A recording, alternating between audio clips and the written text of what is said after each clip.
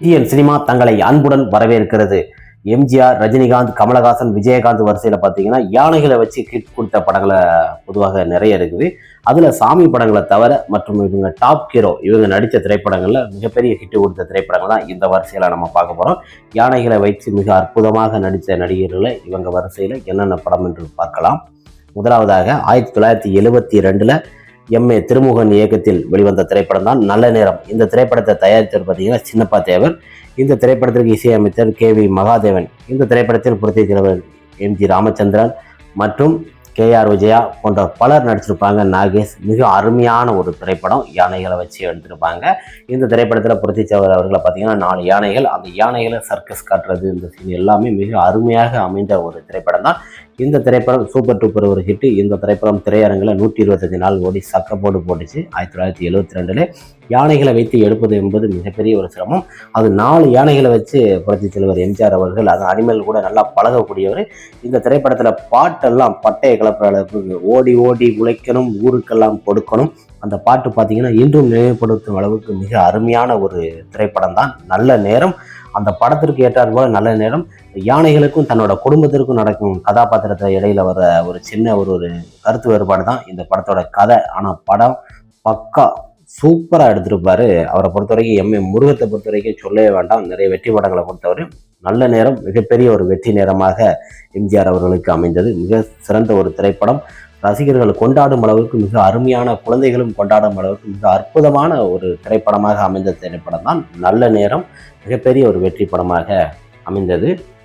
இரண்டாவதாக 1979 அன்னையோர் ஆலயம், ஆர் தியாகராஜன் இயக்கத்தில் சின்னப்பா தேவர் தயாரிப்பில் இந்த திரைப்படத்தில் சூப்பர் ஸ்டார் ரஜினிகாந்த் மற்றும் ஸ்ரீபிரியா, மோகன் பாபு, இளையராஜா இசையில் வந்த இந்த திரைப்படம் மிக அருமையான ஒரு திரைப்படம். அன்னையோர் ஆலயம்.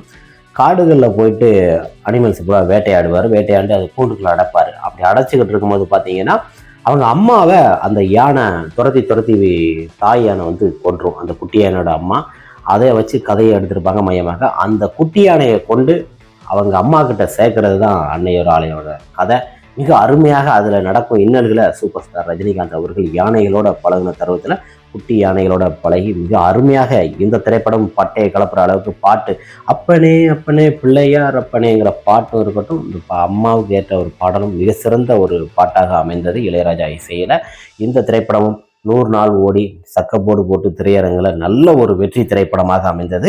சூப்பர் ஸ்டார் அவர்கள் கலக்குன்னு 1979 புரட்சி தலைவர் எம்ஜிஆருக்கு அடுத்து பார்த்தீங்கன்னா 1979 மிக சிறப்பான ஒரு திரைப்படம் அன்னையோர் ஆலயம். மிக அற்புதமாக கொடுத்து சூப்பர் டூப்பர் ஒரு ஹிட்டு கொடுத்து தமிழில் மட்டும் இல்லை, இந்த திரைப்படம் தெலுங்கு, கன்னடாவில் பார்த்தீங்கன்னா 125 நாள் திரையரங்கில் ஓடி நல்ல ஒரு வெற்றி திரைப்படமாக அமைந்திருக்கு. Super star Rajinikanth, Sripriya combination பயங்கரமாக இருந்தாலும் அந்த யானைகள் நடக்கும், அந்த குழந்தை சுற்றித்தனம் வச்சு எடுக்கும். அப்போலாம் கேமராக்கெல்லாம் இதாக தான் இருக்கும். அந்த டயத்திலையும் ஒரு ரிஸ்க் எடுத்து பல இடங்களும் எடுத்திருப்பாங்க. இந்த திரைப்படமும் நல்ல ஒரு வெற்றி திரைப்படம் தான். அடுத்ததாக உலகநாயகன் கமலஹாசன் அவர்கள் நடிப்பில் ராமன் லட்சுமணன் என்ற திரைப்படம் 1981 இந்த திரைப்படத்துடைய இயக்குனர் தியாகராஜ் தான். இந்த திரைப்படத்தையும் சின்னப்பா தேவர் தான் தயாரிச்சிருக்காரு. இந்த திரைப்படத்திலும் உலகநாயகன் கமலஹாசன், ஸ்ரீபிரியா மற்றும் பலர் இணைந்து நடிச்சிருப்பாங்க. இந்த திரைப்படத்தை பொறுத்த வரைக்கும் இதுவும் ஒரு அருமையான ஒரு திரைப்படம் தான். இந்த திரைப்படத்தில் எம்.என். நம்பியார் மற்றும் உலகநாயகன் கமலஹாசன் தந்தை மகனான இருப்பாங்க. வீட்டில் யானையை வளர்ப்பாங்க. அந்த யானை காட்டில் போகும், திரும்ப குட்டி யானையாக இருக்கும். அந்த குட்டி யானையை வளர்த்து அதில் வரும் பிரச்சனைகளை சந்திப்பார். தன்னோட ஸ்கூலு, காலேஜ் எல்லா இடத்துக்கும் பார்த்தீங்கன்னா தன்னோட பெட் அனிமல் மாதிரி கூடயே வரும் அந்த யானை. இந்த படத்துலையும் நம்ம உலகநாயகன் கமலஹாசன் அவர்கள் மிக அருமையாக நடிச்சிருப்பார். யானை இல்லாமல் எடுக்கிறதுங்கிறது எவ்வளோ பெரிய கஷ்டம். யானையை வச்சு அப்போ எவ்வளோ ரிஸ்க் எடுத்து பல திரைப்படங்களை எடுத்து மிகப்பெரிய ஒரு வெற்றி திரைப்படமாக இந்த திரைப்படம் பார்த்திங்கன்னா திரையரங்குகளில் 100 நாள் ஓடி நல்ல ஒரு வெற்றி திரைப்படமாக அமைந்தது. இதில் இருக்க பாட்டும் பார்த்திங்கன்னா மிக அருமையாக வரிகளில் எழுதியிருப்பார். இந்த திரைப்படத்தில் இளையராஜா அவர்கள் இசையமைத்திருப்பார். மிக அருமையான ராமன் லட்சுமணன் என்கிற சொல்லுற அளவுக்கு இந்த திரைப்படத்தில் கமலஹாசன் அவர்கள் யானைக்கும் ஒரு ஒப்பீனியம் மிக அருமையாக ஒரு தோட்டத்தில் கொடுக்கப்பட்ட ஒரு திரைப்படம் தான். இந்த திரைப்படத்தில் ஃபைட்ஸ்னாக இருக்கட்டும், யானையை வச்சு எடுக்கிறது என்பது எவ்வளோ சிரமம் என்பது அப்போவே நிறைய டைரக்டர் சொல்லியிருக்கிறாரு. இந்த திரைப்படத்தில் எடுக்க ஒவ்வொரு ரிஸ்க்கு, எவ்வளோ காட்டுக்குள்ளே போகிறது, அந்த ரயில் தண்டவாளத்தில் கால் சீக்கி கொடுக்கும். இதே மாதிரி அவர் ரஜினிகாந்த் திரைப்படத்திலே இருக்கும். ஒரே மாதிரி கம்பேர் பண்ணி எடுக்கும்போது பார்த்தீங்கன்னா 2 படத்துக்கும் கொஞ்சம் வேரியேஷன் இருக்கணும். அது டிஃப்ரெண்ட்டான கதை, இது தன்னோட வீட்டில் வளர்க்குறது கதை. மிக அருமையாக இந்த திரைப்படமும் 100 நாள் ஓடி நல்ல ஒரு வெற்றி திரைப்படம். அடுத்ததாக கேப்டன் விஜயகாந்த் அவர்கள் நடிப்பில் கள்ளழகர் 1999ஆம் ஆண்டு பாரதி கணேசன் இயக்கத்தில் வெளிவந்த இந்த திரைப்படத்திற்கு தேவா அவர்கள் இசையமைத்திருப்பார். இந்த திரைப்படத்தை பொறுத்தவரைக்கும் யானையோட கேப்டன் விஜயகாந்த் ரொம்ப நாள் பழகின பிறகு தான் அந்த திரைப்படத்தில் நடிக்க ஆரம்பிச்சிருக்கிறாரு. இந்த திரைப்படத்தில் கேப்டன் விஜயகாந்த் திருவிழாவுக்கு, மதுரையில் நடக்கிற அந்த கள்ளழகர் திருவிழாவுக்கு யானையை கொண்டு போவார். ஒரு யானையோட அங்கே நடக்கிற சில பிரச்சனைகளை, யானைக்கு மதம் பிடிக்கும், அந்த இடத்துல அவர் யானையை கண்ட்ரோல் பண்ணுவார். இந்த மாதிரி அதில் ஃபைட் சீனு, பாடலும் மிக அருமையாக ஒவ்வொரு பாடலும் அமைந்த திரைப்படம் தான் கள்ளழகர். கேப்டன் விஜயகாந்த், லைலா இருவரும் இணைந்து நடித்த ஒரு திரைப்படம் தான் இந்த திரைப்படமும். நல்ல ஒரு சூப்பர் டூப்பர் ஹிட்டு. திரையரங்கில் பார்த்தீங்கன்னா 75-80 நாள் ஓடி, பாட்டு இன்றும் எத்தனை ஆண்டுகள் ஆனாலும் வாராறு வாராறு அழகர் வாராறு என்ற பாடல் இன்னும் பல ஆண்டுகள் ஆனாலும் இந்த திரைப்படத்தோட பாடல் உழைத்து கொண்டு தான் இருக்கும். மிக அருமையாக எடுக்கப்பட்டது. இந்த திரைப்படத்தில் மேக்கப் இல்லாமல் கேப்டன் விஜயகாந்த் அவர்கள் நடித்திருப்பார். யானைகளை வைத்து எடுப்பது என்பது எவ்வளோ சிரமம் என்பது அந்த திரைப்பட இயக்குநர்களே நிறைய பேட்டியில் எல்லாருமே சொல்லியிருக்கிறாங்க. அந்த அளவுக்கு ஒரு அருமையான ஒரு திரைப்படமாக அமைந்த திரைப்படம் தான் கள்ளழகன்.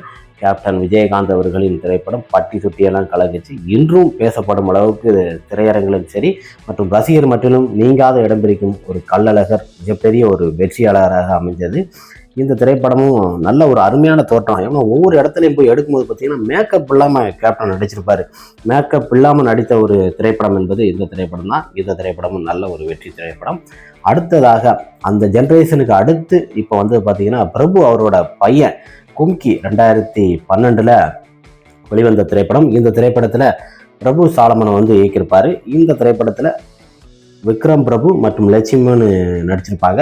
இமான் இசையில் பார்த்தீங்கன்னா குமிக்கி என்கிற கதை இது என்னன்னா, ஒரு கிராமத்தை காப்பாற்றுறதுக்கு அவர் சாதாரண சர்க்கஸ் யானையை கொண்டு வந்திருப்பார். சர்க்கஸ் யானைங்கிறத விட ஒரு வளர்ப்பு யானையை கொண்டு வந்திருப்பார், சின்ன யானை. ஆனால் அந்த இடத்துல அவங்கள துரத்தணும், அந்த காட்டில் இறங்கி வர விவசாயத்தை அழிக்க வர இதை துரத்தணும். அந்த அளவுக்கு இந்த திரைப்படத்தில் பாட்டெல்லாம் சூப்பராக அமைஞ்சது. ஜொயின்னு ஒரு பாடலும் மிக அருமையாக, குபிக்கில் இருக்க எல்லா பாடலுமே மிக அருமையாக, முதல் திரைப்படமே மிக அருமையாக விக்ரம் பிரபு அவர்களுக்கு சூப்பர் டூப்பர் ஒரு ஹிட்டு கொடுத்தது. மிகப்பெரிய ஒரு வெற்றி திரைப்படமாக அமைந்தது லட்சுமன் மற்றும் விக்ரம் பிரபுவுக்கு. இந்த திரைப்படம் பட்டையை கலப்பிச்சு பட்டி தொட்டியெல்லாம். அடுத்ததாக கேப்டன் விஜயகாந்த் அவர் மகன் நடிப்பில் படைத்தலைவன் 2025ஆம் ஆண்டு மே 23 ரிலீஸ் ஆகுது. இந்த திரைப்படத்தோட இயக்குனர் யு அன்பு. இந்த திரைப்படத்திற்கு இசையான இளையராஜா அவர்கள் இசையமைக்கிறார். இந்த திரைப்படத்தில் சண்முக பாண்டியன், விஜயகாந்த், யாமினி சந்தர், கருடராம் மற்றும் பல நடிகர்கள் இந்த திரைப்படத்தில் இணைந்து நடிச்சிருக்காங்க. இயக்குனர் கஸ்தூரி ராஜா போன்ற பலர் இந்த திரைப்படத்தில் இணைந்து நடிச்சிருக்காங்க. இந்த திரைப்படத்தில் தொழில்நுட்ப முறையில் கேப்டனை கொண்டு வந்திருக்கிறாங்க. இந்த திரைப்படத்திலையும் பார்த்தீங்கன்னா ஒவ்வொரு ஃபைட் சீனையும் பார்த்தீங்கன்னா நம்ம சண்முக பாண்டியன் அவர்களை பொறுத்த வரைக்கும் கதை சொல்லி மறுநாளே சாப்பிட்டு வச்சிருப்பாரு. 5 யானைகளுக்கு நடுவில் ஃபைட் சீனு, அந்த யானை எங்கே போகுது, இந்த மாதிரி பல பிரச்சனைகளை சந்திக்கக்கூடிய அளவுக்கு மிக அருமையான ஒரு கதைக்களம் என்பது. யானைகளை வைத்து எடுப்பது எவ்வளோ பெரிய சிரமம் என்பது அந்த காலகட்டத்திலிருந்தே இயக்குநர்கள் நிறைய சொல்லியிருக்கிறாங்க. இருந்தாலும் இந்த படைத்தலைவன் திரைப்படத்தில் நிறைய ரிஸ்க் எடுத்து ஸ்டண்டாக இருக்கட்டும், அந்த யானைகளோட பழவி எடுக்கிற ஒவ்வொரு மூமெண்ட்டும் பார்த்தீங்கன்னா மிக அருமையாக எடுக்கப்பட்டது. படைத்தலைவன் திரைப்படம் மே 23ஆம் தேதி திரைக்கு வருகிறது.